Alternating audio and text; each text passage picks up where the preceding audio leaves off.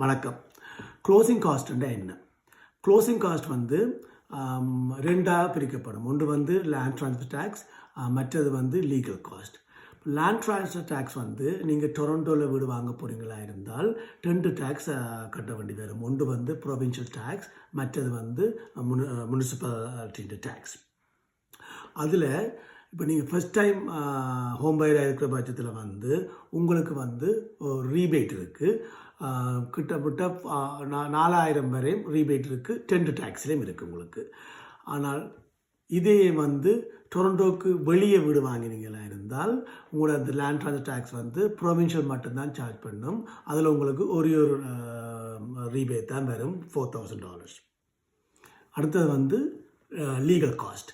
Legal cost வந்து பல ஃபீகள் அடங்கினது. அதில் சிலது வந்து லோயட்டர் ஃபீ, டைட்டில் இன்சூரன்ஸ் ஃபீ, டைட்டில் சர்ச் ஃபீ என்று பல ஃபீகள் அடங்கினது தான் லீகல் காஸ்ட். இந்த லீகல் காஸ்ட்டும் லேண்ட் ட்ரான்ஸ்ஃபர் டேக்ஸும் சேர்ந்தது தான் க்ளோசிங் காஸ்ட். உங்களுக்கு இது போன்ற மேலதிக விவரங்கள் வேண்டுமென்றால் என்னை தொடர்பு கொள்ளுங்கள்.